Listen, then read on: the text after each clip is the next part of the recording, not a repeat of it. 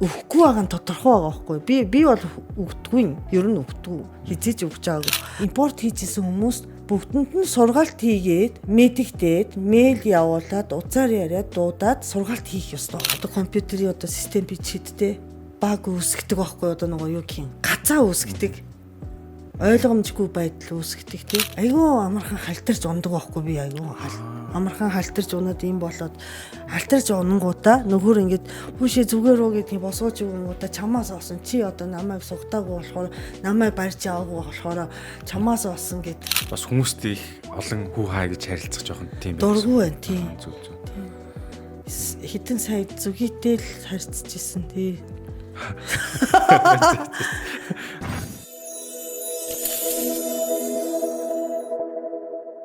За сайн мэцэн ингээд Сансуу подкастын ээлж нэгэн шинэ дугаарыг хэлж байна. Энэ удаагийн дугаартай нэгэн сонирхолтой зочин хүрэлцэн ирсэн байна. За тэгэхээр та бүхэн баг бүгд таньж байгаа хаа. Энэ бол одоо Михачи хийх компани үүсгэн байгуулсан. За бас бизнес woman comedy гэж хэлж болох те. За баг монголчууд бүгдээрээ мэдэх байх та. Зочин Томоко Ибукура хүрэлцэн ирсэн байна. За сайн байна уу та? Сайн байцгаана уу? Сайн байна уу? За ингээд таны талаар бол одоо монгол хүмүүс өөрөө мэдж байгаа хөө хожтой болсон шүү дээ тий. Тагнуулж идэг хүн болгол мэдж байгаа. Тэгэхээр яг өнөөдрийн манай Сансуу подкаст бол ерөнхийдөө бизнесийн талаар ярьдаг. Бизнес дээр хэрхэн унсан, тэндээс яаж босч гарсан, ямар асуудал гарч ирсэн тулгарсан ярьдаг. Тэрнээс өмнө энэ тал руу хоёул орно. Тэрнээс өмнө юу ярих чинь ер нь та яаж явж байгаад одоо энэ комединд болчих юу гайхаад комедиан болсон бэ гэж юу? За яачаараа комедиан 2023 оноос хойш хайзанд гарч байгаа. Комедийн үзэгч байсан. Тэгээд ер нь нэг хийж үзмээр санагтай гинт нэг хідэн жокч орч ирээд. Тэгээд тэрнээс хойш сүүлийн үед жаахан яасан гантай байна. Одоо нөгөө жок ерөөсө шин жок төрөхгүй байна. Гэтэ гарч байгаа тайцсан. Артист л хүн шиг ярьж шүү. За ер нь бол яг та олон газраас ярьж лээсэн баг. Гэтэ одоо манай Сансуу подкастын үзэгч зориулаад ер нь таны одоо анх яаж Монголтой холбогдсон бэ? Тэгээд ямар байдлаар анх суурьсан бэ? Тэр анхны ирсэн түүх үг түүхийг нэг жоохон мэдмэр санагдаа тий. За би ерөөсөө анх яаж Монголд ирсэн бэ гэхээр 97 онд 1997 онд Токиод идэг Васидагийн их сургуулийн хувийн сургуульд би уядан байсан. Тэгэхэд манай багш Монголын түүхийн багш байсан байхгүй юу? Дотож байгаадаа Ёшида багш гээд Ёшида багш маань Монголын тухай дипломын ажил хийх юм бол Монголд хэл сурах хэрэгтэй бас материалтай танилцах ёстой гэд. Тэгээ явуулах гад явахаас өмнө угаасаа 99 онд уядан одоо нөгөө солилцоож биш л те түүхийн хүрээлэнд намайг явуулна гэдгийгсэн баггүй. Тэгэхээр 97 онд ер нь ингээд амьдарч болохоор газар уугүй юу гэдэг тэг сонирхлоороо ирж үзчихсэн. Анхны ирэлт 97 шүү дээ. Тэгээ суурьсан хэсэг нь яаж байсан бэ? Тэгээ суурьсан хэсэг нь болохоор тэгээ 99 оноос хойш одоо нөгөө сурахаар ирчээд одоо замаа алтаад тэгээд замаа алтаад тэг 2 жил бас архивт суух ёстой байсан. Одоо жил өнгөрч хахад нэг юу гинтийн явдлаас болж хүүхдтэй болоод тэгээд яаралтай төгсгөөд Японд руу очиж төгсөөд их сургуулийг төгсөөд тэгээд ер нь хүүхдтэй өсгөхөд тухайн үед 99 он 2000 он тэр үед чинь биш тий одоо Токио Улаанбаатар хоёрыг харьцуулах юм бол Улаанбаатар чи хүүхдийг өсгөхөд үнэхээр сайхан орчин санагдчихсэн баггүй юу. Тэгээд ер нь төрөөд нэг удаагүй тэгээд ирээд тэрнээс хойш 2001 оноос хойш бол тасралтгүй Монголд амьдарч байгаа. Зүг. За гинти явдлаас бол тэгээд байнга суухаар болсон байх гэж ойлгож болох уу тий. Тэгээ ер нь тэгээд ирээд тэгээд тэрнээс хойш амьдраад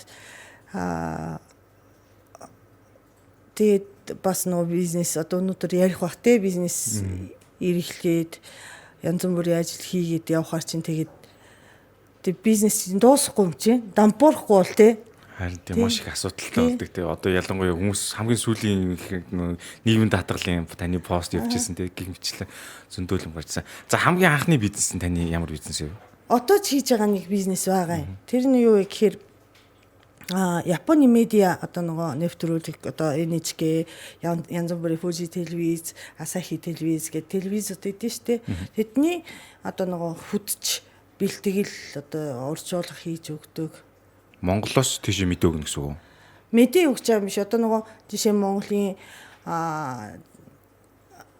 Монголын цагаан эдийн тухай баримтат кино хийж өгмөр хиймээр нагийн удаа судалгаа хийж өгөөд нөгөө зөвшөөрөл авах ёстой гэдэг нөгөө соёлын ямар агентлаг хэлээ тэр зөвшөөрлөнд авч өгөөд машин бэлтэж өгөөд орчуулагч бэлтэж өгөөд тэгээд тэр коммор зардаг баг. Зүг. Тэр болохоор ерөөсөө миний анхны бизнес тэр байгаа. Тэгээ одоо хүртэл хийж байгаа. Тогтмол уу? Тогтмол одоо харьцангуйтын тогтмол одоо би анх хийхдээ болохоор эхлэхдээ болохоор нэг жилдээ 2-3 удаа ажил ирэх юм болов гэж бодоод исэн чи. Юу харьцангуй жилдээ 2-3 гэж одоо л ер нь хэр ирж байгаа давтамж та дунджаар нэг жилдээ нэг 15 өвтөрүүлэг бол хийж чаа тий. Хөөх. Тэгвэл та чинь баг ингэ агентлаг үүсгэн байлгацсан юм шүү дээ. Медиа агентлаг болчих шүү дээ баг тий. Тэрийг чинь ганцаараа хийсээр байгаад одоо хүртэл ганцаараа. Гэхдээ нөгөө хамтардаг те одоо нөгөө ажил ирэхэд явдаг оржуулагч залуучууд байна. Машины жолооч нар байна те. Зүг баг болцсон ба шүү дээ. За. Тэгвэл ингэ Японы талаас Монголд нэвтрүүлэг бэлтгэх эрэлт бол маш их байдаг гэж ойлголоо жилдээ 15 хэр те. Энэ юу н танд юу н одоо шууд манай асуултыг тийм хэр нөгөө нэг унцтай бай юу н ашиг орлого нь хэр вэ тэр талаар бас лавлтай асуудаг байхгүй. Энэ болохоор гайхамшигтай тий. Яагаад гэх юм бол хөрөнгө оруулалт байхгүй шүү дээ тий. Өөрөөсөө нэг ч төгрөг гарахгүй байхгүй юу энэ дээр чинь. За одоо хэрэгцээд байгаад сүүлийн үед янз бүрийн одоо нөгөө хөдөө явхад бас түрээсрүүлдэг юу гэдэг вэ EcoFlow өөр чи юу гэдэг вэ нөгөө интернеттэй болох чи Starlink энэ тий. Тонох төхөөрөмжтэй болсон болохоор аргагүй байдлаар нэг офис шиг склад шиг юм түрээссэн байгаа. Тэрнээс ерөөсөө ганц утас байхад хийж болтоо юм болохоор чи одоо ямар ч мөнгөний шаардлага байхгүй унахгүй гоё үзсэн шүү. Тий. Ер нь бодохны хамгийн ашигтай бизнес болохоор ерөөсөө хөрөнгө оруулалт шаардахгүй бизнес хамгийн амархан бөгөөд ашигтай байгаа шүү дээ. Ялангуяа Монголд бол. Зүг. За тэгэхээр жилдээ 15 нэвтрүүлэгдэх чинь хөөх өндөр тоо шүү. За эхний бизнес нь ингээд энэ бол хөрөнгө оруулалт шаарддаг ашигтай бизнес байна. Дараагийнх нь таних ямар бизнес вэ?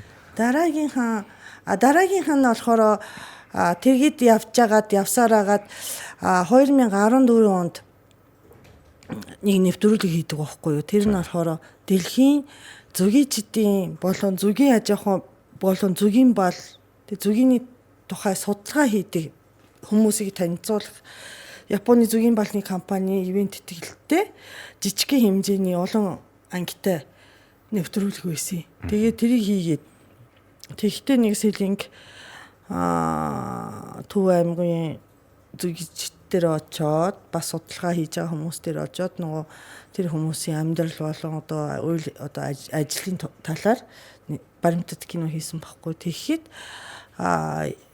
ямар гоё юм бэ? Одоо би бас нэг зүгийн бал хийж үзмээр нь штэ. Тэгээд 15 оноос зүгийн аж ахуй руу орцсон. Тэгээд зүгийн аж ахуй болон зүгийн бал савлах, тэгээд зүгийн бал худалдаах гэсэн тийм Михачи гэдэг компани тийм. Михачи гэдэг нь ямар утгатай вэ? Царайлаг зүгий. Тийм. Гоё нэр юм шүү. За ингээд зүгийтэй. Тэгээд танд одоо дахиад өөр бизнес байгаа болов? Одоо сүүлийн үед чи нэг мерсер инфлюенсерийн ажил хийж байгаа. За. Тэр бас хөрөнгө оруулалт шаардахгүй тий. Тийм ажил. Зүг. Тэгэхээр 3 орлогыг хүсэлт болж штэ тий та. Одоогоор. Тийм ээ тий. Тий. Гэтэ энэ зүгийн аж ахуй болон одоо нөгөө зүгийн балны худалдаа гэдэг юм дээр надад бол бараг орлого байхгүй байгаа. Ер нь хэцүү.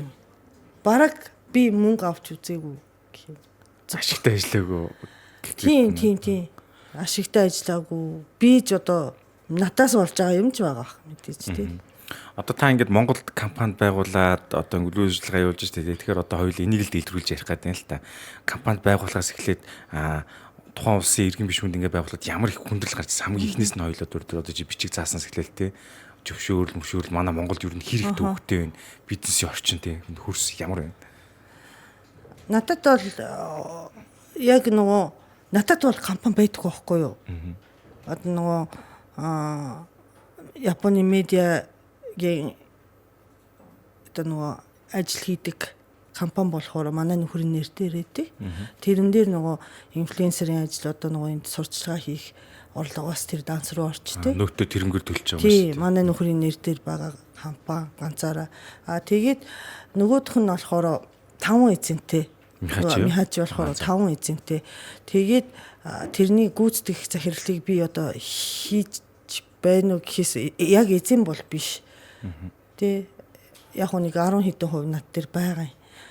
Тэгээд яагаад тэгж байгаа юм бэ гэхээр ер нь нөгөө надад бол гадаадын хөрөнгө оруулалтын компани Монголд хэрэггүй байна гэсэн тийм айдас байгаа.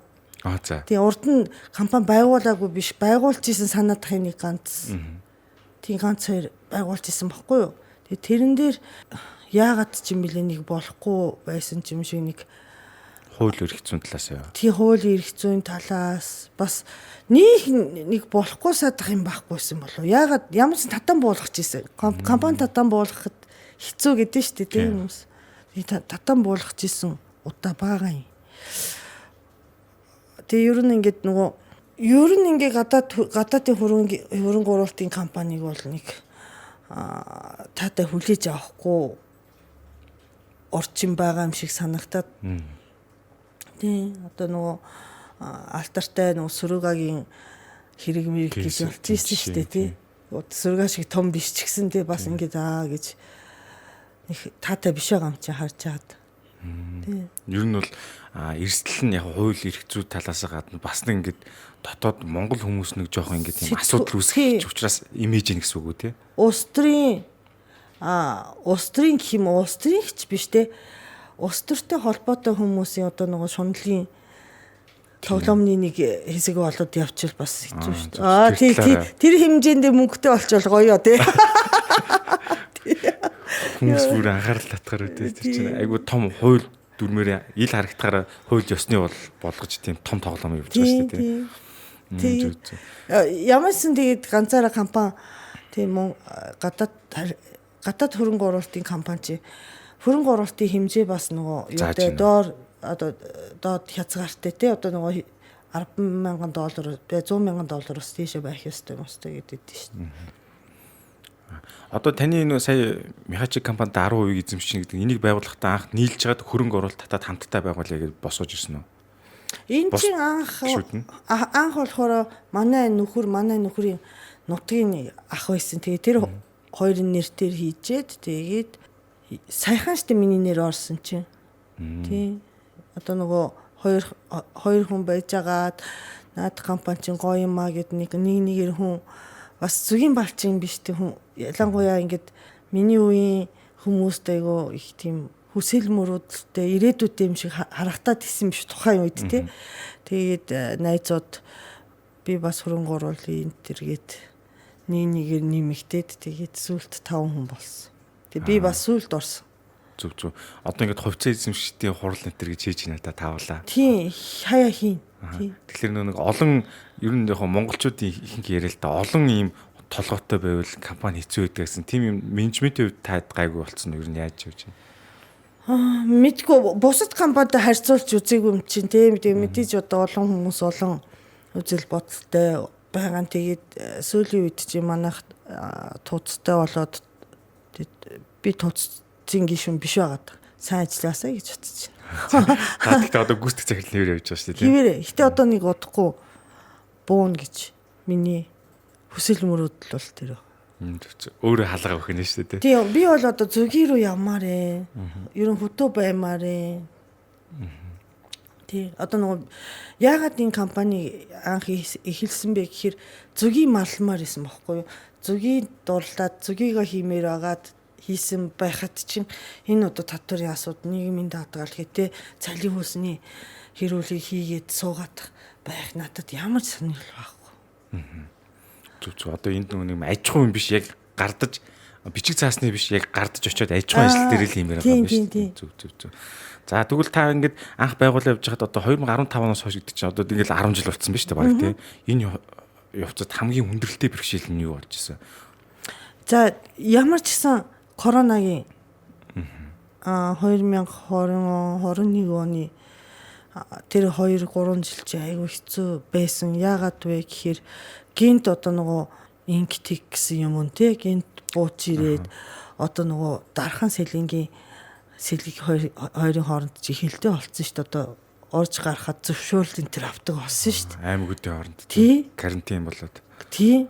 Тэгээд тэнцээ ингэдэг байсан. Бид нар чи тийм уулуулаа байхгүй юм чи энд байгаа хэдэн ажилтан сэлгийн рүү яваа тэнцээ үйлдвэрэдэг. Тэнцээ савлгаа хийгээд өөрөөсөө авчирдаг байсан байхгүй. Тэгсэн чи савлгаа хийж чадахгүй. Тэг сүүлд нөгөө барааж байхгүй, явъя гэхэр явуулахгүй. Тэгээд өвөл ерөөсө шувтан тим байжгаад хавар болоо зүгийг гарах болсон чинь зүгийн одоо дараханд өвөлцсөн байдаг. Бид нар сэлэнгэрөө аваа явмаар байдаг. Тэгээ бүр өстө бүүн хэрүүл маргаан Twitter энтер болчиж аваа явсан тий. Зүгнүүд мань гайгүй гоо арчилгаа хүн очиог болохоор гайгүйсэн. Тэгээд дараханаас тийм дараханы өвлжөөндээс тэгээд тэрийг аваад сэлэнгийн талтаа очоод тэгээд манай нөхөр ганцаараа хаварчаанд ингэж малж байгаа байхгүй. Тэгээ өөрөө наашаа хизээч ирж чадахгүй. Оо хоёр талт. Тийм хоёр талт. Тэр дүүлэлийн бэрхшээл болсон юм шиг. Тэгэхээр ч нүүн бүтээгдэхүүн байхгүйгээр яг зөвгний ажил нь болохоор миний ойлгож байгаа нааш чишээ ингэж тээвэр логистик ажил ихтэй гэдэм биш үү те. Агүй яг тэр үед давтсан. Тэрнээс одоо зүгийн яг ойрхон хідэн газар явцдаг байхгүй. Сэлгийн дархан хоёр ч ойрхон штэ. Ерөөсө 50-60 км-ийн наан цаана байгаа байхгүй юу? Зүг. Одоо за ковид бол ингээд яг ингээд усаас ингээд карантингээ хаацсан байна. Тэрнээс гадна үйл ажиллагаа явуулж байгаад юу ямар бэрхшээл таалагдж байна? За тэр ковидын асуудал чинь тийм байсан. Бас нөгөө тусгай зөвшөөрлөлийн дарамт гэдэг юм. За яаж юм? Байна. Тэгээ тэр нь болохоор манайхан ингээд жил болгон зүгийн тэжээл шүү дээ. Зүгийн тэжээлийг Солонгосоос албан ёсоор аваад контейнер ачаад нааш авчираад хэрэглээ зархан зараа зүгийж байдаг гэсэн бохгүй юу. Тэгээд контейнер хэдэн онд бай тэр 2002 он ч юм уу. Контейнер гараад 3 он ч юм уу. Солонгосоос гараад нааш ирэх хоорондоо яг тэр нэг сарын дотор ингээд малын тэжээл бол одоо тусгай зөвшөөрлөлттэй байж уруулна гэсэн нөгөө юу нэ шин заалт гарч ирсэн юм уу? Тийм, шин заалт гарч ирээд тэгээ бид нар чинь тэрийг аваагүй байдаг.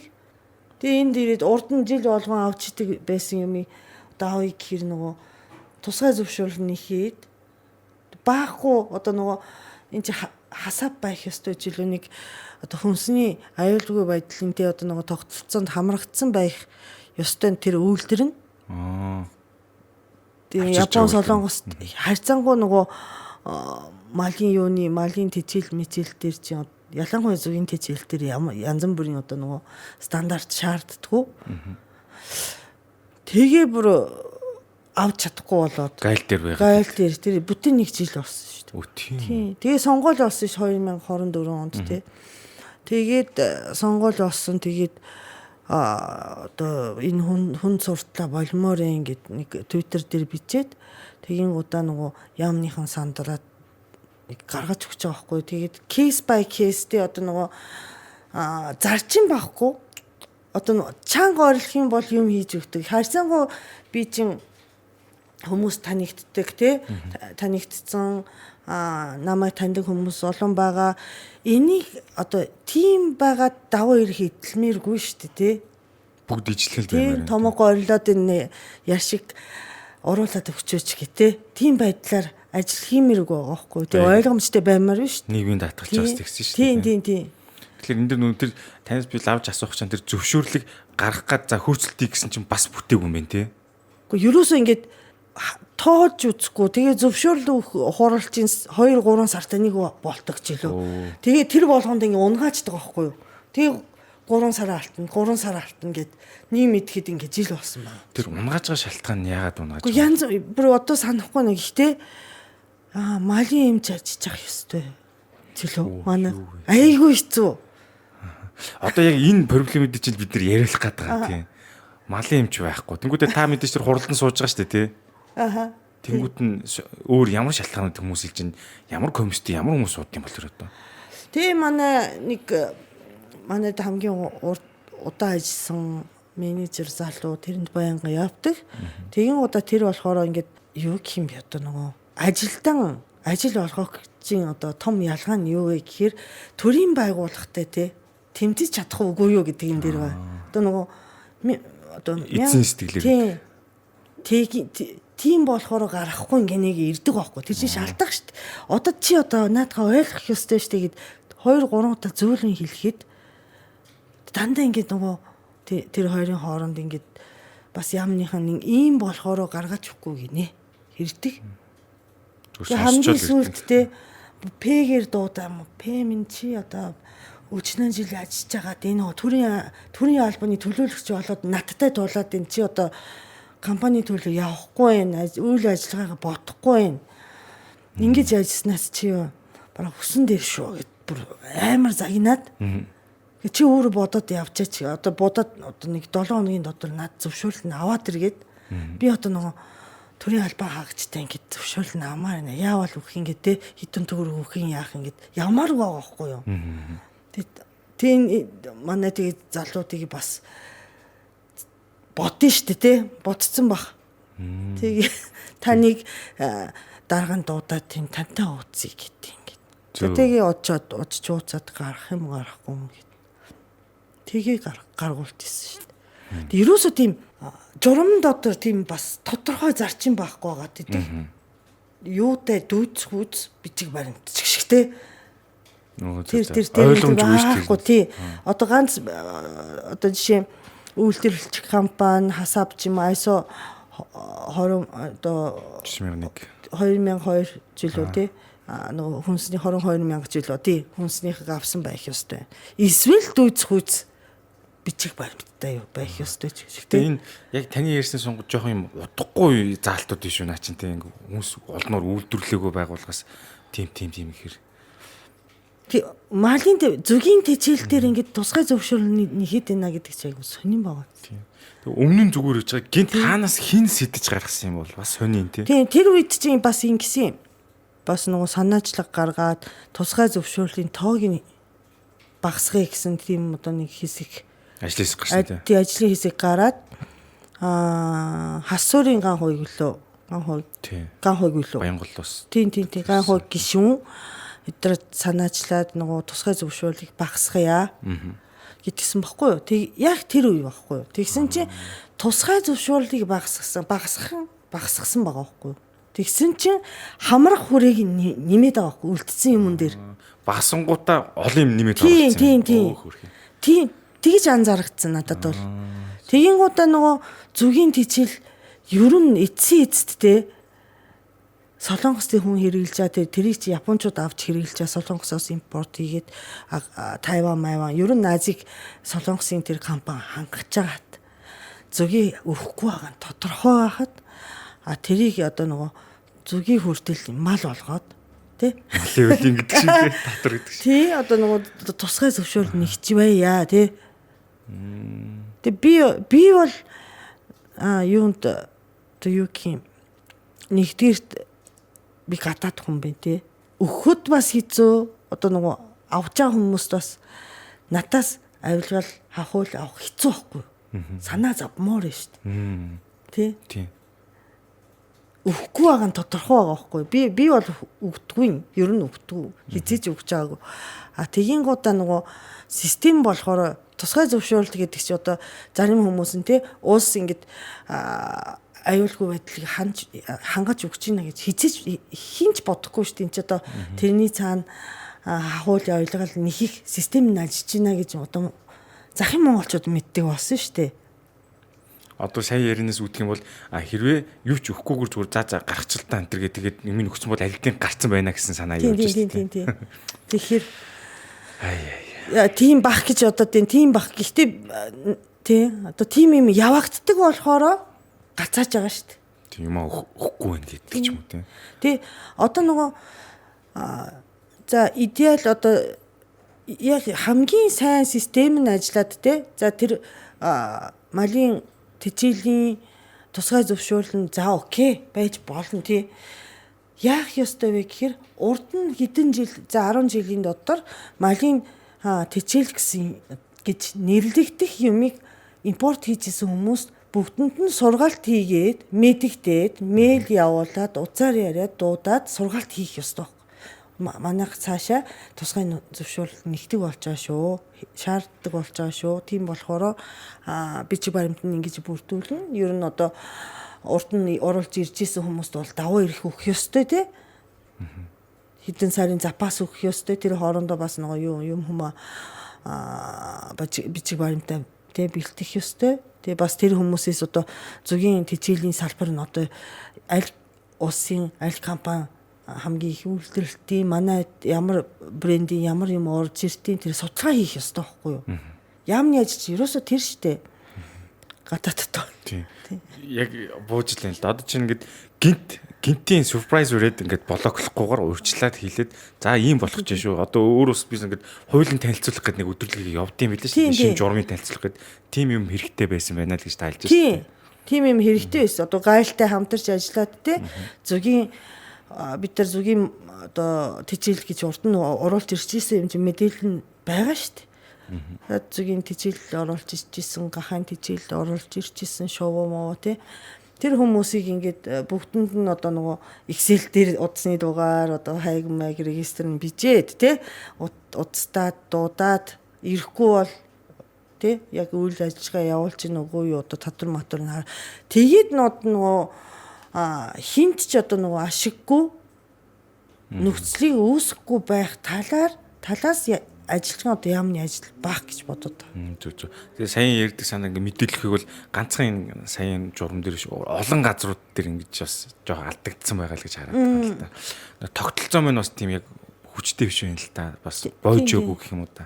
Улсын хувьд гэх юм. Заавал тийм одоо завсаар одоо нөгөө одоо компьютерийн одоо систем бичгэдтэй баг үүсгдэг байхгүй одоо нөгөө юу гэх юм гацаа үүсгдэг ойлгомжгүй байдал үүсгдэг те тэрэн дээр хүний одоо нөгөө юу бусд ажлыг харлаад хувь хүний одоо хувь ажилтны те нэг шийдвэр гаргах тийм одоо юу зай гаргаж өгöd хүн шийдвэр гаргана гэдэг чинь ашигтай ашиггүй яавал яаж болох вэ те ажлаа төлөвлөх завсар гаргаж өгөхгүй л байгаа тийм. За ер нь бол энийг ойлголоо. Энэ дээр бол энэ одоо таны зөвгийн аж ахуй авч явахад нэлээд том хүндрэл байсан юм байна. Чинь зөв юмыг хооллох гол хоол нь ирэх байгаа шүү дээ.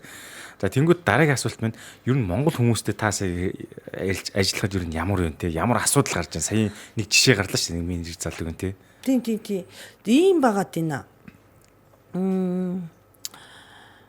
Миний хувьд бол яг монголчууд ийм болохоор ч гэдэм үү тийм монголчуудтай ажиллахад хэцүү гэхэд бас хэцүү яагаад гэх юм бол би өөрөө Японд ч юм уу бусад гадаад оронд бизнес хийж үзээгүй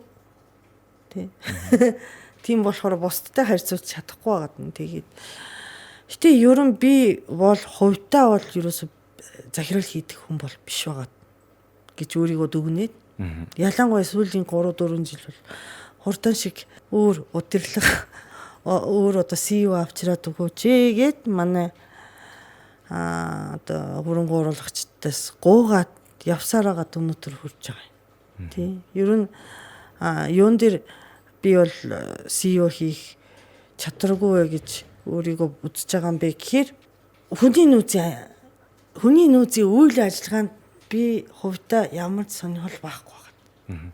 Бас хүмүүстэй их олон хүү хаа гэж харилцах жоохон тийм байна. Дургүй байна тийм. Зүг. Тийм. Хитэн сая зүгийтэй л харьцажсэн тий. Үгүй мэдгүй байна. Би тэр бүр одоо яг ингэж хүний нөөцийн ажлыг бодонгуудаа бүр амар шаналж гин. Ер нь таныг ажиллаж байгаа хүнд ер нь хамгийн том кейс одоо хэцүү зүйлүүд юу тулгарч ирсэн бэ? Бид нар одоо таны тэр алдааг мэднэр байгаа байхгүй ямар бэрхшээл гарч ирсэн тий. Гэхдээ ер нь ингээд харилцаан дээр ямар бэрхшээл үүсчээ. Үгүй тэр яг уу тэр асуудал дундаа байгаа болохоор надад айгу юу харахад хэцүү. Одоо нөгөө би ч ингэж живж байгаа болохоор дээрээс яагаад живсэн бэ гэд харж чадахгүй байгаа. Тийм нэг тийм юу байд юм шүү. Магадгүй те одоо монголчуудын гэж асууж байгаа юм бол миний хувьд одоо монголчуудын зан чанарыг сайн ойлгохгүй болохоор ч юм уу. Ойлгослын зүг үүсэж байна уу? Үгүй үүсэмнээс болсон ч юм уу. Би өөрөө уудаггүй.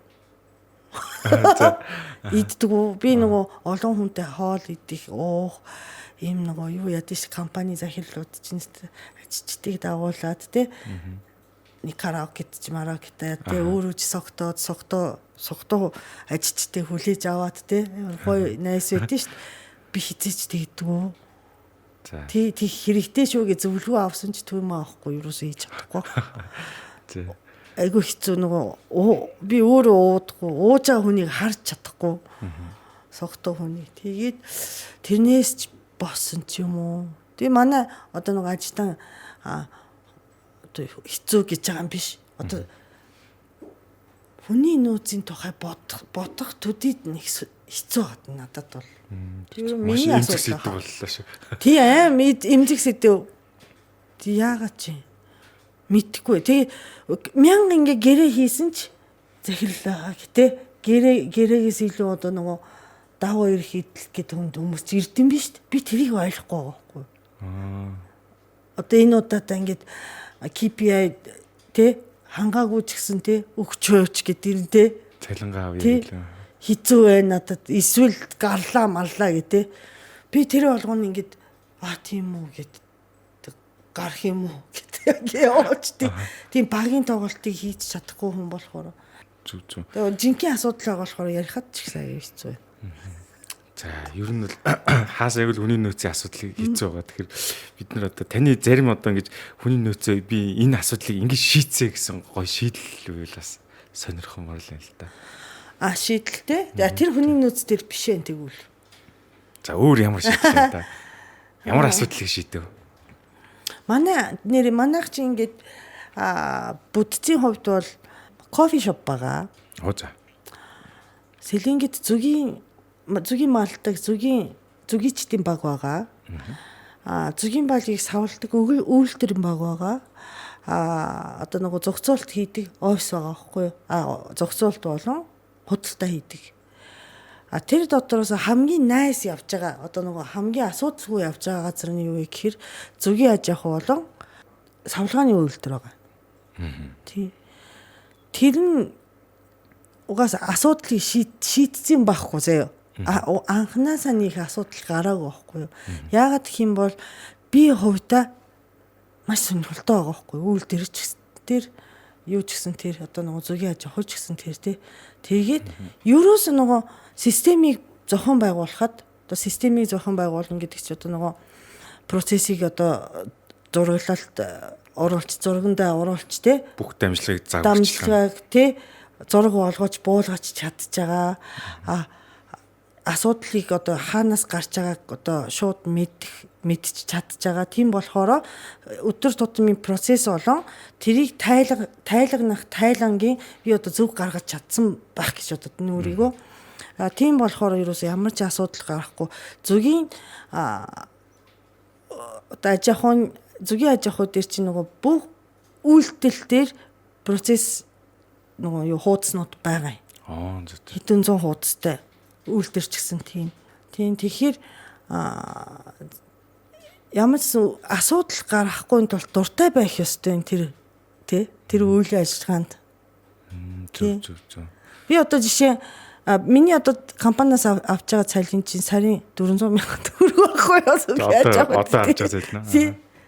Энд чи юу биш 400 биш уучлаарай. Нөгөө юу юм бэ? 2 хувааж авдсан шүү дээ. Тэр нь одоо 400 мянга орчим. Нөгөө сарын хөдөлмөрийн хөлсийн доод хэмжээгээр авдаг аахгүй юу? 700 мянга шүү дээ. Тэгээд тэгээ тэрийг 2 хуваагаад авч байгаа аахгүй юу? Тий. Тэгингуудаа одоо л ингээд амар уур хүрээд офис дээр байхаар чинь би одоо юу одоо хурдаа шиг энэс гармаар байна. Энд 700 мянга авахгүй гэсэн тий. Тэр нэгдүгээр игнэнд яг тэр талбар дээр очимоор байна шүү дээ. Бичиг заасны ар ажил шүү дээ. Тэгээ тэнцээ очиж ажиллана гэж ботхоор би нэрээ баг юу ямар одоо нөгөө ерөөсө цалин ч одоо 500 мянган төгрөг байсан ч гэсэн хамаагүй тэнцээ ажилламаар санагдаад байгаа. Эдийн хоолтой бол амар гоё ажил. Үйлдвэр өстой үнэхээр гоё ажил. Нэг үг саанд орчлоо. Аюу мундаг эмчиг уян сайн ажиллаж нэгүүтээ тасгийн хэрэглэж болгоод нүүд нь бичиг цаастай зурлаад бүр ингээд ажиллаж чадахгүй болно гэдэг шиг нэг жишээ болж шүү дээ. Эмч хүн эмчээл гэдэг шиг тий. Та бол зөвгийн дэх дуртай хана шүү дээ. Зөвгийн чинь гэж. Тий, зөвгийн дуртай, контент хийх дуртай, одоо нөгөө Японы нэвтрүүлэгт оролцож хийх дуртай. Тий, дуртай юм хиймээр байна. Ер нь яагаад энэ манай тэр Японы нэвтрүүлэг хийдэг рил хийж хитэн төгрөг авдаг ажил нь сайн явж байгаа юм би гэхээр би дуртай байгаа. Чин сэтгэлээсээ дуртай болохоор зүг. За хоёулаа зөвгийн талаар нэлээд дэлгэрэнгүй ярьлаа. Одоо тэгвэл та түрүү нөгөө орлогын 3 дахь үсгээр инфлюенсерийн ажил гэж та сайн хэлсэн шүү дээ. Тэр ажил маань хэр их явж гэн ер нь захиалга чинь таны дамжлага процесстой яаж явд. Чинь одоо танаар инфлюенсерийн ажил хийлгэх юм бол яаж хандаад яаж твиттерээр хандж гэн яаж процесс яваад байна. Ер нь хүмүүс Facebook мессенжераар ч юм уу эсвэл нөгөө танилыг дамжуулж тий удаар ярьдаг ч юм уу тий нөгөө юу гэдэг лээ. Instagram тий Instagram дээр их харилцаж байна тий. Ер нь тань дээр яг ямар төрлийн бараа бүтээгдэхүүн ч юм уу ямар юг сурчлаа гэж сегмент чиглэл нь яаж орж ирж байна? Анх би хийж эхлэхэд энэ дээр чинь нөгөө Beauty Japan Cosmetics гээд нараа одоо гişin болсон нараа найзмаа тий 5 жилийн 5 6 жилийн туршийн Beauty Japan Cosmetics гэдэг дэлгүүртэй харьцаж ажиллаж исэн. Тэгээд тэгээ нараа за хэрэл цамтаа ууцъя гэдэг нацаг ууцъя гэд. Тэгээд миний карьер эхэлсэн бохгүй тэр өдрөөс. Тэгээд ерөн Beauty Japan болохоор мэдээж Япон бүтээгдэхүүнүүд. Тэгээд ерөнхийдөө би болохоор Япон хүн гэдэг байр суурийг тий гарал үүслийг ашиглаад Японтой холбоотой юмыг голцоо хийж байгаа. Тий. Япон бүтээгдэхүүнийг сурчилж юм шүү дээ. Япон бүтээгдэхүүн хэрнээ надад хандахгүй болохоор айгүй сонин санагдаад байна шүү дээ. Бүр тэгж давхартын билээ.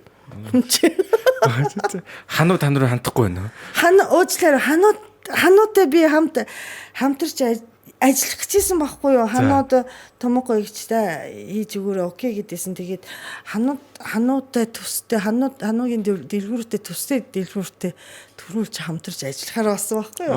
За. Тий. Төрүүлж нөгөө газар хөдөлсөн байж шүү дээ. Тий.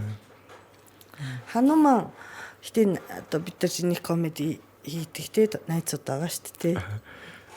Зүг. Бас адилхан Япон бараа орж ирэх хамтж байгаа. Тэгээ одоо ихтэй би Япон машины рекламыг эдэн жил хүлээлээ. Ерөөсөө ирэхгүй болохоор хятад машинаар орох гэж байгаа. Япон маш орж ирэхгүй гэд та нар орж ирээч ирэхгүй бол дараагийн юм руу орлоо гэж байна. Үгүй хятад машинаар ерөөсөө орохоор болцсон.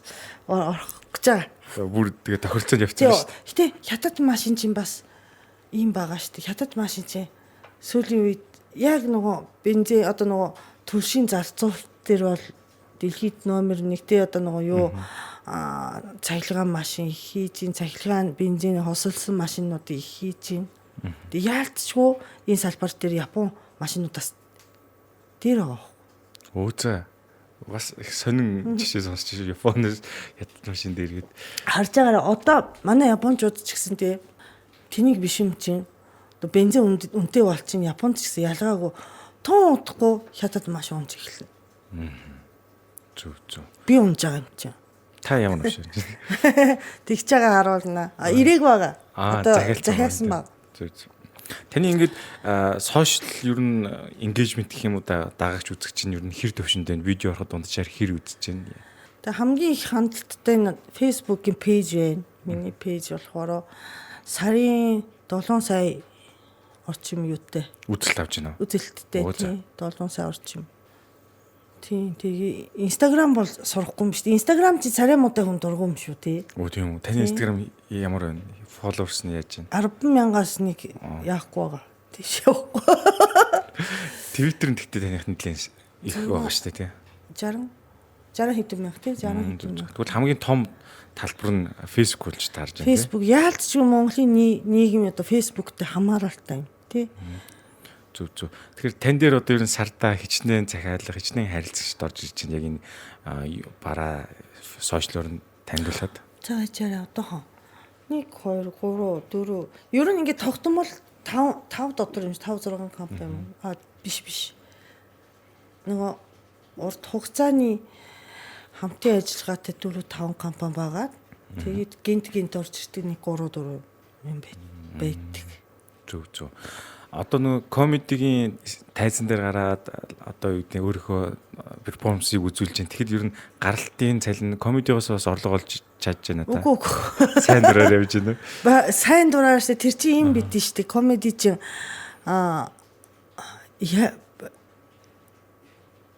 мэдхгүй баг юу юм шүү. Нэг 40 50 мянгаас ахуулаад. Нэг гаралтын 50 мянга гэж байна. Тийм тэр 60 70 мянга ихтэй тийм баха.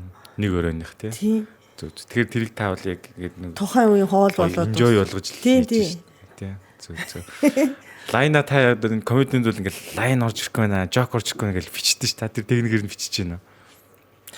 Би чи нөгөө гадаад хүн болохоор тий монголоор уншихад маш удаан. Уншихад хэцүү. Нөгөө ер нь монголчууд монгол одоо нөгөө кириллээр ном уншихад чи ингээд хальт харсантуудад ингээд нөгөө юуны тухай бичсэн байгаа тий. Ойлгох тийм шүү дээ тий. Тэр надад байхгүй байгаа хгүй. Японоор би чадчихээ. Монголоор бол чадахгүй байгаа. Тэгэхээр би ч монголоор ярьдаг болохоор бичдэггүй байхгүй. Гарч нь бичээд яг нөгөө төлхөр өгнүүдийг бичээд нэг тий. Зүг bullet point болгоо. Амар инээдтэй юм байдаг шүү тэр нь. За. Ээж, факс, интернет. Бүр тийм одоо нөгөө манай ээж факсийг, фак гэдэг үгийг факсийн ганц тоо гэж бодож исэн байхгүй юу? Ойлгож байна уу? Англиар чи факс гэж байдсан шүү дээ. Нэг төхөөрөмж байдсан шүү дээ, тий. Тэгээд нөгөө тэрийг чин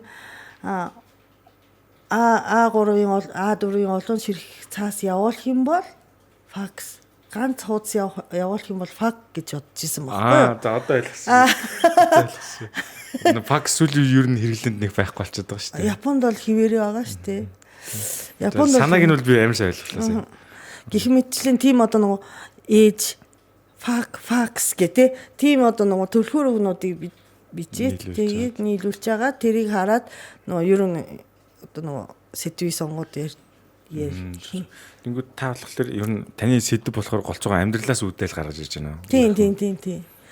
Мэдээж одоо нөгөө комеди дотор жишээ үгээр тоглолтог хүмүүс идэг те жишээ одоо нөгөө сүүлийн үед амар анхаарал татж байгаа баяраг мэдэн штэ. Манайхаар орсон. Тийм баяраа чи үгээр тоглолтог байхгүй юу? Үгийн тоглолт хийдэг. Тэр бол хизээж би хийж чадахгүй. Тэгээд одоо нөгөө монголчуудын хийдэг ярьдаг юмыг бас би ярих юм бол бас хэрэггүй байгаа байхгүй. Тэгэхээр ямар нэгэн одоо нөгөө комьюнитигийн төлөөлөл болж миний хувьд бол ярих ёстой. Тэ одоо нөгөө артаа за одоо Япон хүний төлөөлөл болж ярих юм уу? Дүжиг гарсан эмэгтэйчүүдийн төлөөлөл болж ярих юм уу? Тэр хүмүүстэй бас одоо юу гэх ямар нэгэн группийн одоо нөгөө комьюнитигийн төлөөлж ярихад миний жок чинь одоо ойлгомжтой инээдтэй болж Япон хүний нүдээр монголчууд гэдэг ч юм уу те. Тэгвэл яг Японы нүдээр Монголд анх ирэхэд юу таныг шоконд оруулжсэн бэ? Бүр ингэж огт мэдэхгүй те Монголын Ер нь явцын дунд ч гэсэн анх чихгүй сүүлийн үед ер нь шоконд оруулж байгаа зүйлүүд юу вэ? Одоо таны хувьд бол байж боломгүй зүйл байгаа даа шүү дээ.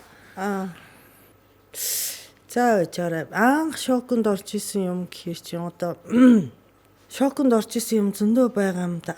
Тийм. Би анх Монголд ирэхээс өмнө Монголын тухай уншаад тий дундаж цалин чин тухайн үед чинь нэг $80 орчим байсан. Доллараар. Тийм. Харьцах төгрөгийн ханшин ч гэсэн чанга байсан баг тухайн үед тий. Гэхдээ доллараар $80 орчим байсан. Санаадах. Тийм $80 буюу нэг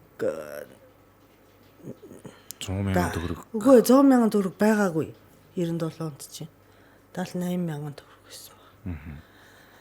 Тэгээд 78,000 төгрөг тэг хэрлээ. 78,000 төгрөгийн цалин авдаг хэрнээ.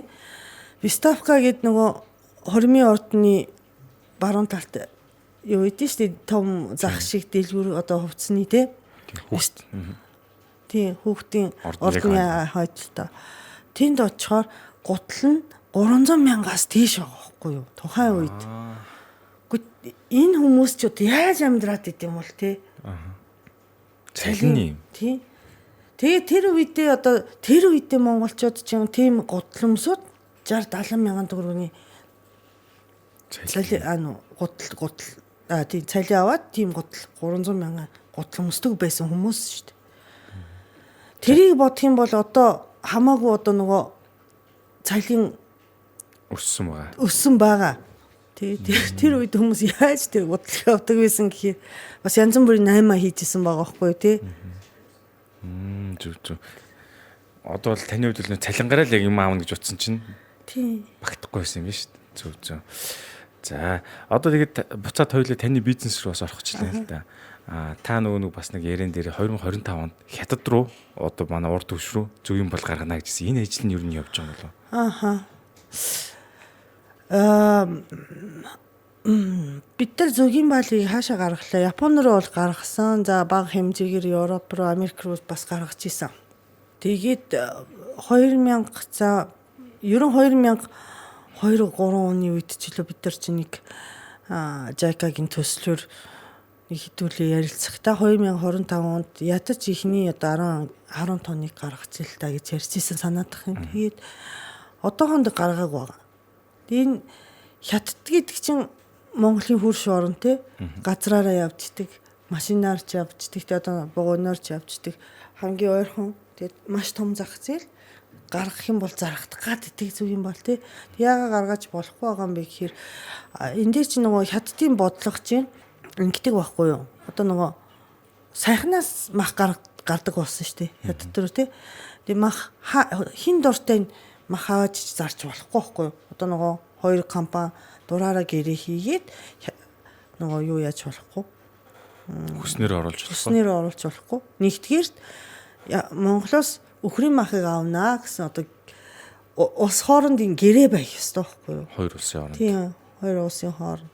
Дээрээс мах дээр бол ингэт юм билий одоо нөгөө энэ үйлдэл болохгүй гэдэг юмыг хятадын одоо нөгөө мэрэгжлийн хяналт шиг газар нь ирээд шалгаад тийм одоо сертификат өгч тэр компаниас авах.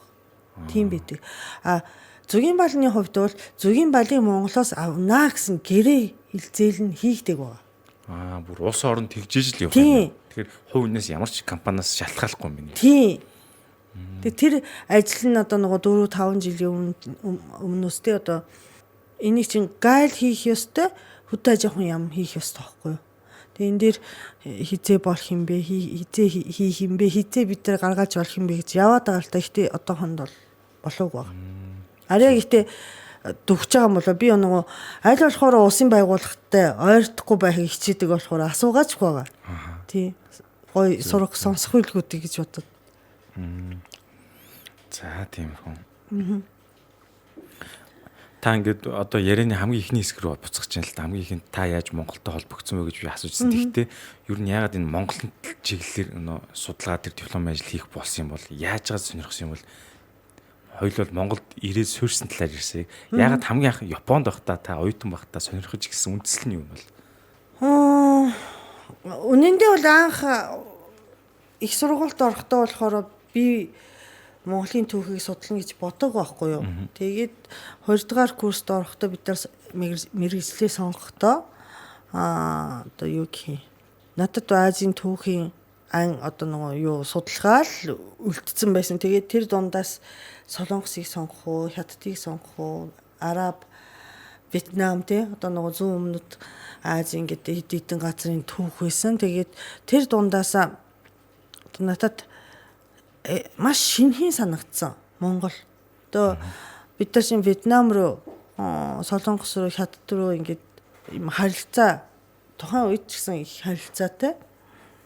Эдийн засгийн хувьд ч гэсэн одоо нөгөө зурагтаар Хятадыг, Солонгосыг байнга хардаг байсан. Тэгээд монголчин одоо нөгөө дөнгөж ардсан ус болсон. Тэгээ шинэхэн байсан. Тэгээд бас монгол хэлийг заадаг газарч ховор байсан. Тэгээд ямар ч гэсэн эрэлт хэрэгцээтэй бас сонирхолтой санагтаад. Ер нь ингээд айгуу зөрүүд байхгүй би чинь. Хүн инг гэхээр чинь явдггүй. Манай аав намайг эмч бол гэсэн. За. Тэгээ болов. Зөрүүлжээ сонгосоор агаад Монголд ирсэн л те. Ихтэй яг нөгөө үнэхээр ингээд Японд түүхийн ангит Ёшида багшийн шав явахдаа үнэхээр сонирхолтой санагтаад энд амьдрах гээд ирж байгаа шүү дээ. Ерөөс сонирхолгүй бол ирэхгүй байсан. Тэгээд миний судалж исэн яг дипломын ажил нь юу гэхээр хичээнгүй сайд фонтаны урд ингээд юм байдсан шүү дээ. Цэрэнд орж сайдын хөшөө байдаг тий. Хөшөө байдсан шүү дээ. Тийм. Хичээнгүй сайд цэрэнд оржийн тухай дипломын ажил хийсэн. Тэгээд тэрний өмнөх үе болон одоо нөгөө Сүхбаатар Жанжин одоо Богдхааны засгийн тухай тэр үе Монголын түүх бас маш сонирхолтой байсан. Тэгэхээр нэг төгрөгийн шүү дээ. Нэг төгрөгийг юутай тэмцэх үнцэнтэй байлгах уу гэдэг хурлын тэмдэглэл энэ төр байгаа байхгүй юу? Тийм. Юу гэж бодож байна? Тэгээд та юу асан биш үү? Тийм. Монголын түүхийг судлаа гэж шийдсэн биш үү? Тэгээд үнэхээр гоё Монголын тэр үеийн түүх бидний хувьд ч гэсэн тэр үеийн түүх чинь одоо харьцангуй хаалттай байсан. Тэрнээс өмнө ер нь одоо 90-ад он хүртэл 80-ад онд чинь архив дээр ч гэсэн нээлттэй үзүүлэлтгүй байсан. Тийм. Тэгж холбогдсон.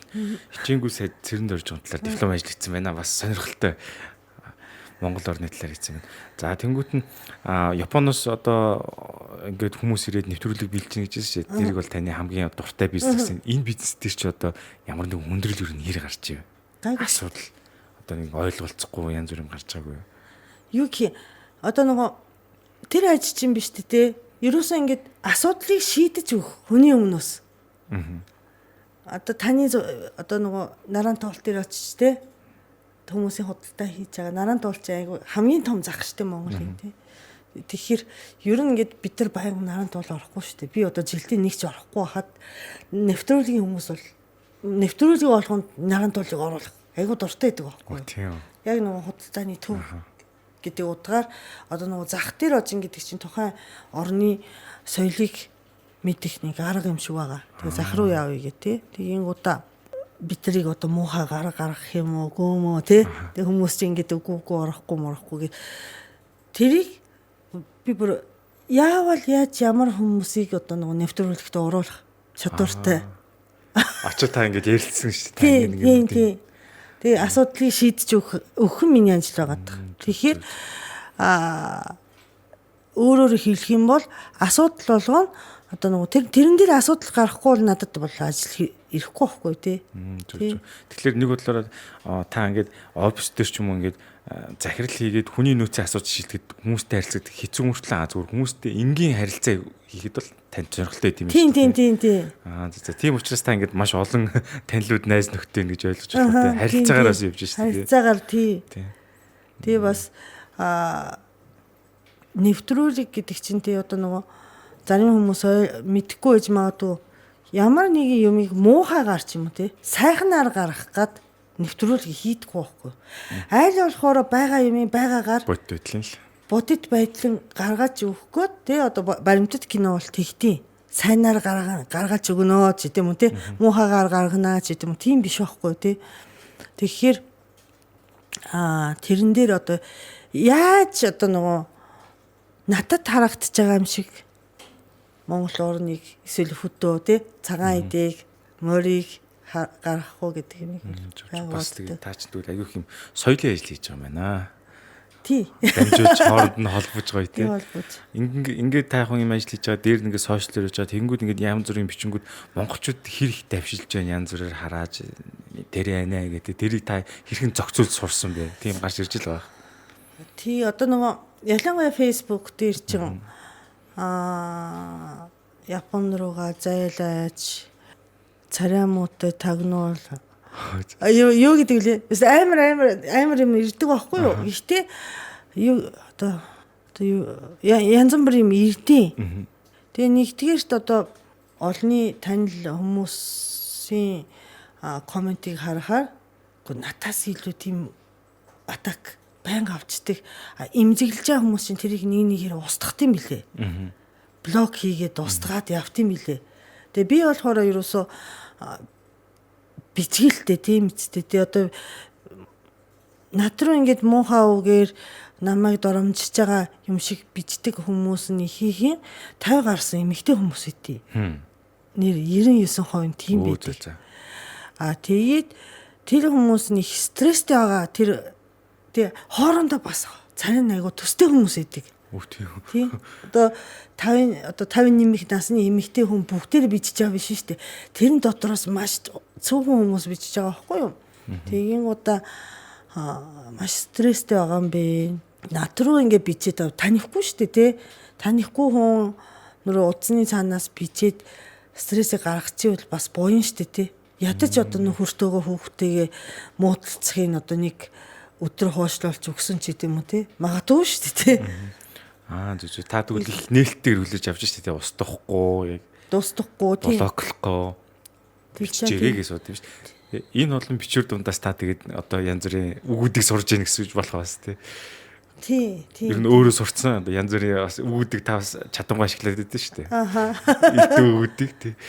Тий одоо тэгээд явах тэгээд тийм хүмүүст ингээд сартаа нэг ч гэдэм үү 2 сартаа уулзралт нэг ч гэдэм үү нэг ганц хэрүүл хийж өгөх нь нөгөө дандаа томоогүй ингээд зутуулаад идэв ингээд нөгөө зарим хүмүүс чинь бас имзэглээд байдаг те одоо нөгөө бас хариуг нь өгч заримдаа ингээд хариу өгч явах юм бол бас нөгөө намайг дагдаг одоо намайг үзэх дуртай хүмүүс нь дуртай байгаад нь тайвшраад идэх. Дандаа томоогоогүй ингээд бичээд ах ингээд зарим хүмүүс чинь ботно шүү дээ. Тэгээ нөгөө комментиг ингээ урсгаж явчаад яалтчгүй хүний нууданд ингээ 100 коммент дотор ганц тийм сөрөг коммент байгаа байхгүй юу? Тэр нь амар нүдэн тусд юм билээ те. Ер нь тэгээд 99% нь тэгээд зүгээр л юм бичээд байгаа шүү дээ. Та тэгвэл яг таны стратеги бол ингээ бөөгнөлж байгаад нэг удаа хариу байдаг юм биш үү? Бас чимээгүй байж болохгүй гэж шүү дээ. Чимээгүй байж болохгүй. Дээрээс одоо нөгөө тэр олон бүтүүлэг олон тийм доромж үг бичдэг хүмүүсийн дундаж нэг типикал дөр олоод тэр хүний гаргаж ирээд хаяад зодчих хэрэгтэй. Хүний сонголтоос айгуу чухал. Тэгвэл бас нэлээд сайн одоо зохицуулт юм байна би тэгж харлаа. За энэ төгрөд манай Sounds podcast ер нь төгсгөлийн хэсэг болж байна. Та тэгээд одоо ер нь үзэж байгаа хүмүүс ч юм уу бизнес хийж байгаа хүмүүс ч юм уу одоо нэг ийм юу сайжирчмаар байна тийм манад таны нүдээр бас нэг харагдаж байгаа юм байгаа л үүдээ тэгээд тийм төгсгөлийн үг хэлвэл яаж вэ? За чи нэрээ танах ингэ дээр байшин барьт юм биш үү хаус? Тий. Тэр юу хаус вэ? Танай компани юм уу тий? Манай компани төсөл манай энэ барилт тэр чигтэй манай компани. Чиний компани юм уу? Би өөр яг захирлуудын зөвлөлтөнд суудیں۔ Живилээ гэдэг юм хотгон барьж байгаа юм. Хаана? Гачууртын шар олон аманд. Тэгээд үйл хөдлөх хөрөнгө зардаг Remax-тай адилхан Remanagement гэдэг компани байгаа. Тэгээд блокны үйлдвэр байгаа, барилгын материал үйлдвэрдэг, construction байгаа, барилгаа барьдаг. Тэгээд манайх энэ маркетинг, медиа тавхар ингэ явж байгаа гэсэн. Тэгээд одоо ирчлээсээ санхүүгийн байгуул банк хүсэлт болгож байгаа. Ямар амжилттай явдаг компани бэ бүү? Бүгд ийм Ray гэдэг нэртэй. Ray гэдэг нь Японоос авсан. Одоо манай Ray менежмент компаниуд бүгд Японд төгсөн. Японд 3 хүүхэд байдаг байхгүй хүүхэн мэдээ. Тэгээд тэд нэр Ray гэдэг үг Японоос аваад тэгээд бүх компаниуд Ray одооч манайч Ray мэдээ шүү дээ. Ray Construction, Ray Industry гэх бүгдийг Ray гэж явж байгаа хүртэл. Гоё юм би. Баашин ер нь ингээд сүүлийн үед Монголын эдийн засаг чинь жаахан хэцүү байгаа шүү дээ. Одоо энэ 24 оноос хойш нэг жил гарсан бол ер нь ингээ хямарч эхлэв шүү дээ. Тий. Зарцсан гоо. Тий. Хэрэг. Юу үйл хөдлөх одоо нөгөө шин байшингийн борлуулалт. Тэр одоо би бол нарийн мэдээллийнээс мэдэхгүй л дотооддоо ярьж байгаа. Гэхдээ үйл хөдлөх хөрөнгөөсөө илүү барилгын материал үйлдвэрлэл чиглэл нь арай илүү явж байгаа. Зөв. Нэг шин ингээ лист баг гарч яана гэж надад хэлжсэн. Тэгэхээр зарагдахгүй нь л гэсэн үг байхгүй юу юм л. Тийм. Тэгээд одоо нөгөө эдийн засаг муу байгаа. Одоо зөгийн балны хувьд бас зөнгөөрөө харах юм бол өнгөрсөн жилдээ адилхан үйл ажиллагаа явуулдаг юм бол ер нь ингээ борлуулалт нь 60-аас 70% орох гэдэг байгаа байхгүй юу? Бид нар одоо хямдрал зарлж хийж те бас идэвхжүүлж хийж яваад нь штэ. Тэгээ энэ болгонд одоо шалтгаан байгаа тий одоо энэ хямралтын шалтгаан байгаа. Одоо над руу ингээд одоо доромжиг бичиж байгаа хүмүүсийн уур нь бас шалтгаан байгаа байхгүй юу? Хаана одоо бизнес хийж байгаа чи одоо нөгөө би сая ярьсан шүү дээ. Би одоо нөгөө хүний нөөцийн ажил хийх амар дургу болохоор манай хүний нөөц жаахан таархан байгаа байхгүй юу тий. Яг нөгөө асуудлаа олж харах гаргаж ирэх шалтгааныг гаргаж ирэх нь хамгийн чухал юм болов уу гэж боддоо шүү дээ. Юу асуулаа? Тийм. Ер нь нийгэмд нийгэмд тий. Тэгин одоо ингэдэж шүү дээ. Одоо надад стресстэйгүү хүн надад стрессээ гаргах чинь тийм үү? Танихгүй байж тийм. Танихгүй байж тийм байгааз тэгэхээр одоо нийгмийн одоо стресс гэдэг чинь тий над руу гарч байгаа юм бол болоо хүүхд рүү ч гэдэм үү тий бэрдээж гэдэм үү тий одоо нөгөө шал хамаагүй хүмүүс рүү чиглэнгуудаа хүмүүсийн хоорондын харилцааны асуудал үүсгдэг. Тэрнтэй адилхан компани үйл ажиллагаа ч гэсэн тий яг нөгөө асуудлыг гаргаж ирэхгүй бол тэгээд ампуур хүртэл явна шүү дээ. Зөв яг оншилж чадахгүй байна тий оншилдог болоорсоо л гэж хэлж ш таны бол зөв. Тэгээ сайн нөгөө залуучуудын аим шиг нөгөө бохимдол нэг сар явж байгаад засаг огцорчиж нэг хийг арсан юм шиг болж байгаа шүү дээ тий. Тэгэхээр бас тэрийг одоо нөгөө дарагтаа загнуулангуудаа асуудлын суурийн үндсийг буруу тийшээ тий буруу тийшээ одоо хүмүүс чи анзаарахгүй явдсан шүү дээ. Одоо жишээ ийм рилүүд идэв шүү дээ. Би одоо жишээ ингэдэг байхгүй. Ингээд нөхөртөөгөө хоёлаа явж агаад хоёлаа ингээд гудамжинд явж агаад айгүй амархан халтарч ундаг байхгүй би айгүй амархан халтарч унаад юм болоод халтарч унангуудаа нөхөр ингээд хүүшээ зүгээр үү гэдгийг босгооч өгөнгуудаа чамаас олсон чи одоо намайг сугтаагүй болохоор намайг барьж аваагүй болохоор чамаас олсон гэд унцлаа гэдэг юм. Тийм нөхөрийгөө ингээд нөгөө яадаг байхгүй юу? Тэгээ нөгөө нөхөрийгөө ингээд загиндаг байхгүй юу дандаа. Тэгээд тийм болохоор одоо тэгээ дандаа унаад шүү дээ. Одоо хөрдөлтэй унж байгаа шалтгааныг одоо гутлан таарахгүй ч гэдэм үү, хүлэн нэвгүй ч гэдэм үү те. Нэг шалтгааныг олохгүй дандаа нөхрийгөө загинаад байгаа чи тэгээд унсаар байгаа байхгүй. Тэрийг жишжилж шүү дээ. Жишиж хэлж. Тийм тэгээд хажууд байгаа зөөл нь те одоо нөгөө ууралсан ч хүлээж авдаг хүмүүс рүү ингээд явж те. Тийм одоо нийгэм дээр тийм юм бас элбэг харагдаг компани дээр ч гэсэн те. Захирал одоо нөгөө бүр чадахгүй юмыг нэхээд хахад үгүй гэж хэлж чадахгүй болохоор доор ажиж байгаа хүнийг дарамтлагдаг нөгөө дундын менежер утчин зөндөө байдэн шүү дээ айлууд те. Шатанда. Жишээ одоо нөгөө супермаркетууд чинь одоо сүүлийн үед бас хүний нөөцийн асуудалтай. Супермаркетууд чинь ер нь ингээд хүн дутагтаа дөрөөс ажил амжихгүй байгаа байхгүй юу? Бараа олгонд кэр хийж чадахгүй, бараа дууссан байхад чинь гаргаж өгөх ажилтан байхгүй. Захиалгаа өгөх одоо нөгөө хүн хөрөлцөхгүй те.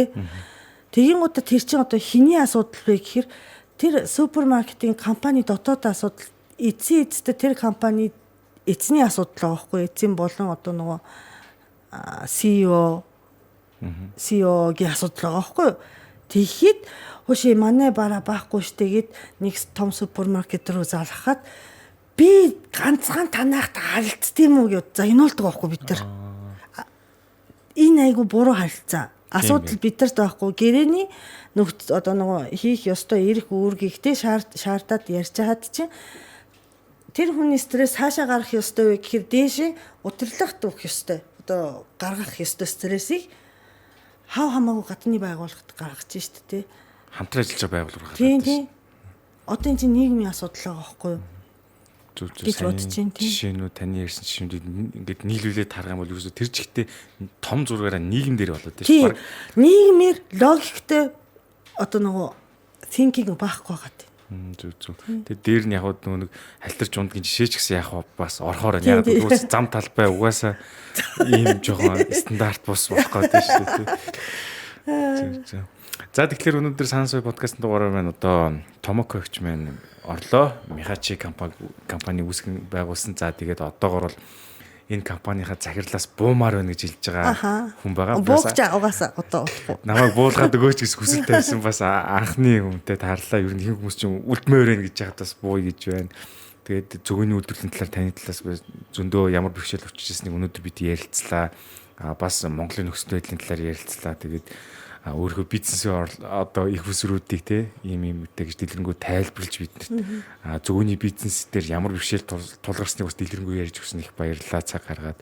Тэгээд ер нь сая сүүлийн нийгмийн стресс гэдэг энэ байдлыг бол одоо манай улсын байгаа нөхцөл байдлыг бас ингээд тодорхойлж хэлчих шиг боллоо гэж би бодож байна л да. Тэгээд ер нь бол энэ удаагийн дугаарт одоо цаг гаргаж хүрэлцээрсэн их баярлалаа гэж хэлье. Баярлалаа. Тэгээд бид нар санаа суйгийн подкастын зочноор орсон зочин болгондоо нэг ном бэлгэлж байгаа. Энэ болохоор нэг YouTube задлан ингээ сая 7 сарын 1-нд хэвлэгдсэн ном байгаа. YouTube дээр хэрхэн яаж контент хийхийг бэгүй бүгдийг зааж бичсэн юм ном байгаа. Тэгээд энэ номыг танд дурсгая. Баярлалаа. Яах ёстой. Одоо гэхдээ би монголоор ном уншихад жаахан таархан шүү. Баярлалаа уншина.